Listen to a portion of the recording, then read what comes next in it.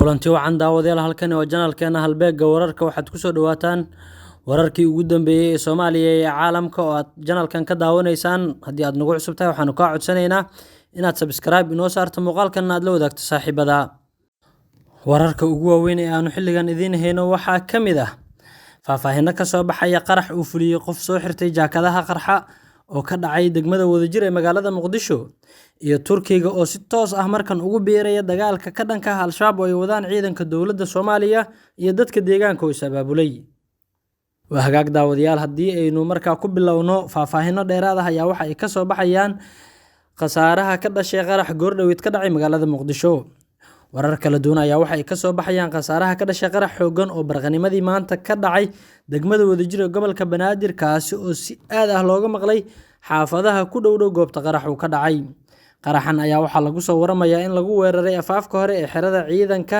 ee Dhagabadan ex warshadii Nacnaca oo ku taala degmada Wadajir dhanka wadada aada Jasiira.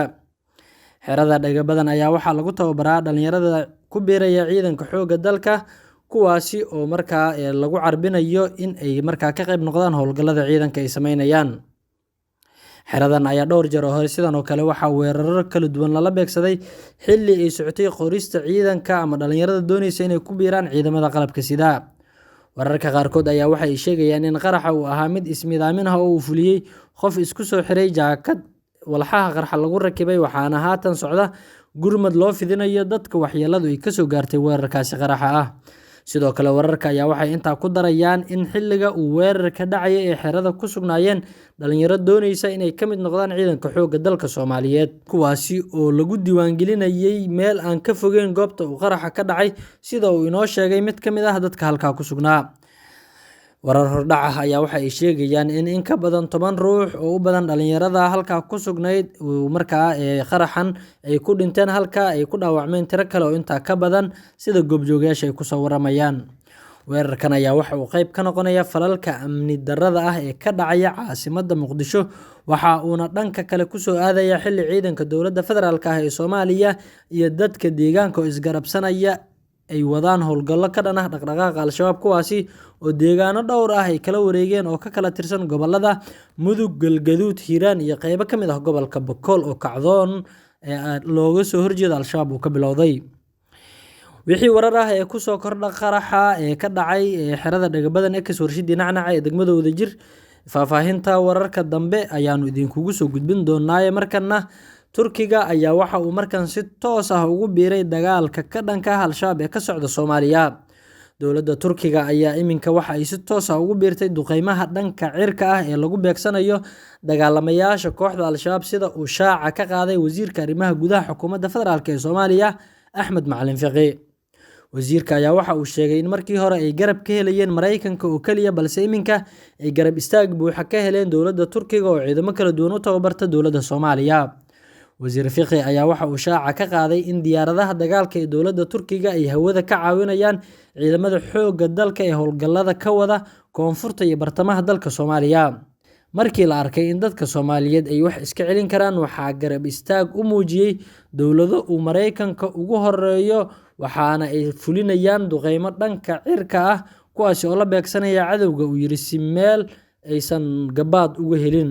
Turkiga ayaa ku soo biiray oo hawada ka caawinaya iyo dowladda oo sidoo kale sirdoon caawinaad ah ka geysanaysa, ayuu yiri wasiir Axmed Macalin Fiqi.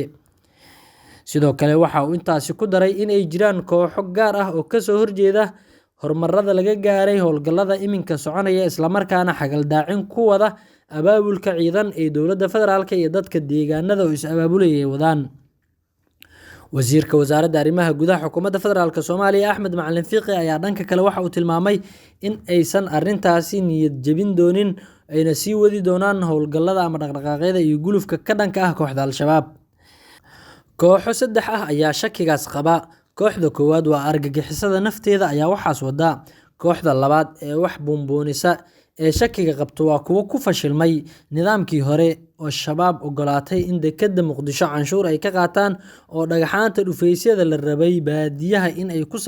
sameeyay wadada Maka al-Mukarrama. kooxdaas iyo CBB-deeda dacaayad way wadaan. kooxda saddexaadna waa koox deegaankoodu nabad yahay oo dhulal nabad ah ka yimid, kuwaasi oo raba in ay gafane dadka ku dhex nool oo quuta dadkan oo dhiigooda jaqa raba weeye, ayuu yiri wasiirka arrimaha gudaha xukuumadda Soomaaliya Axmed Macalin Fiqi. Hadalkan ayaa waxa uu ku soo aadaya iyadoo iminka howlgallo culus ay ka socdaan deegaanada maamulada Hirshabelle, Galmudug iyo qaybo ka mid ah Koonfur Galbeed, kuwaasi oo jab xoogan loogu geystay Al-shabaab, isla markaana deegaano dhowr ah oo in muddo sanado ah ay ka arriminayeen lagala wareegay.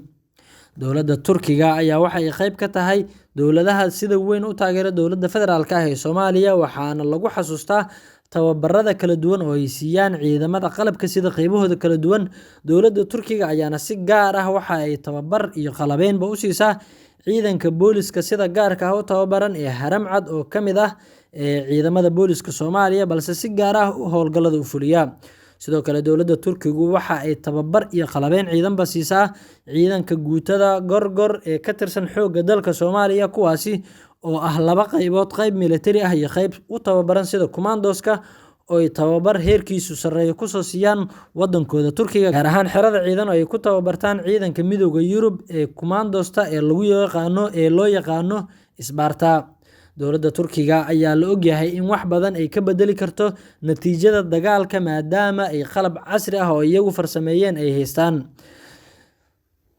Goobaha dagaal oo ay dowladda Turkiga guulaha ka soo hoysay waxaa ka mid ah dagaalkii Azerbaijan iyo Armenia oo ay markaa dhankii iyadu ay la jirtay ay guul gaareen. Sidoo kale waxaa lagu xasuustaa dagaalkii Tigray iyo dowladda Itoobiya u dhexeeyay, kaasi oo ciidanka Tigray markii ay ku soo dhawaadeen caasimadda Addis Ababa ee dowladda Turkigu ku caawisay dowladda Itoobiya diyaaradaha droniska ah ee duqeymaha fuliya, iyadoo la ogaa in markaa Tigraygu dib loo celiyay. Sidoo kale dowladda Turkiga ayaa waxaa la tuhmayaa in ay qayb ka tahay dagaalka iminka ka socda qaybo ka mid ah wadanka Ukraine, kaasi oo duulaan uu ku qaaday dalka Ruushka. Iyadoo markii hore dagaalku uu ku gacan sareeyay Ruushka, ayaa waxaa isbedel weyn oo dhanka hoggaanka iyo guulaha dagaalkaba u yimid, waxaana dadka ka faallooda arrimaha siyaasadda ay sheegayaan in Turkigu uu markaa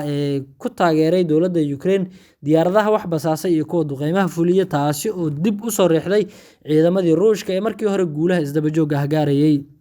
Arrinkan ayaa waxaa markaa la leeyahay waxa uu noqon doonaa waa mar kale oo uu Turkigu wacdar ka dhigo furimaha dagaalka, iyadoo uu markan taageerayo ciidanka commandoska Gorgor ee xoogga dalka Soomaaliyeed oo markaa howlgallada Al-shabaab deegaanada looga saarayo qaybka, isla markaana garab siinaya ciidanka deegaanka ee loo yaqaano macuusleyda. Isla markaana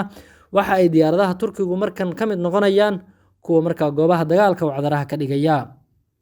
Markii hore dowladda Mareykanka oo kaliya ayaa ahayd dowladda qura ee dowladda Soomaaliya iyo ciidamadeeda ka taageerta duqeymaha xagga cirka ah iyo sidoo kale wax walba oo ku saabsan dhanka diyaaradaha, maadaama aysan dowladda Soomaaliya heli karin diyaaradaha ciidanka